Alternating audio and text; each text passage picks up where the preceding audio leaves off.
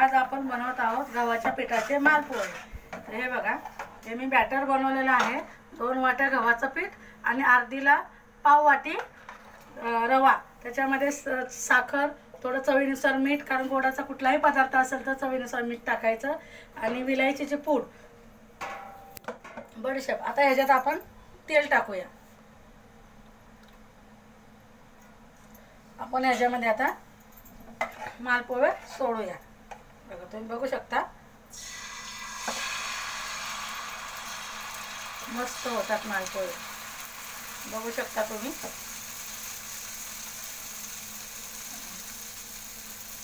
मस्त जाळी येत आहे, हे बघा, बघू शकता तुम्ही। मालपोह्याला मस्त जाळी येत आहे, आणि रवा टाकला, दूध टाकल्यामुळे याला टेक्स्चर खूप छान येतं, आणि ह्याच्या कडा कुरकुरीत होतात, आणि मध्ये असं खूप रस्सेदार असं मस्त होते। काही जण पाकातले मालपोहे बनवतात, मी ते नाही बनवले, मी डायरेक्ट सगळंच टाकलेले, साखर वगैरे। मी पाक न बनवता मालपोहे बनवलेले आहेत। तुम्ही बघू शकता आपले मालपोहे एक साईडने भाजले गेले। 1 मिनिट ठेवायचं। हे बघा, तुम्ही बघू शकता मालपोह्याला भाजायला वेळ लागत नाही। आता आपण याला पलटी करूया।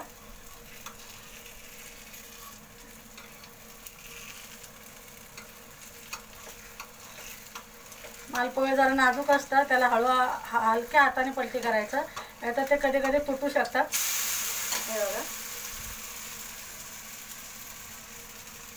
आता आपण इकडून पण कसा एकदम ब्राऊन सुंदर रंग आलेला आहे, मस्त। आता आपण इकडून 1 मिनिटावर भाजून घेऊया।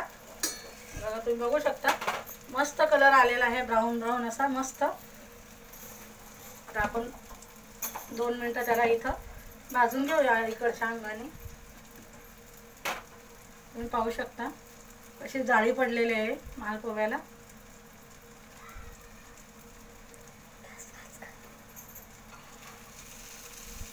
या साईडने पण आपले मालपोहे भाजून झालेले आहेत। आता आपण याला काढूया।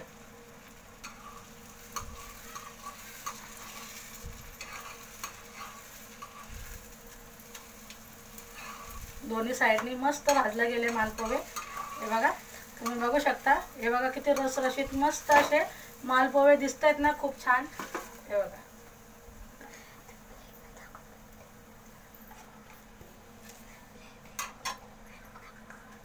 हे बघू शकता तुम्ही, हे मालपोहे मी बनवलेले आहेत, खूप सुंदर होतात। तुम्ही करून पहा आणि कमेंटमध्ये सांगा कसे दिसतात। नक्कीच करून बघा, खूप छान दिसतात आणि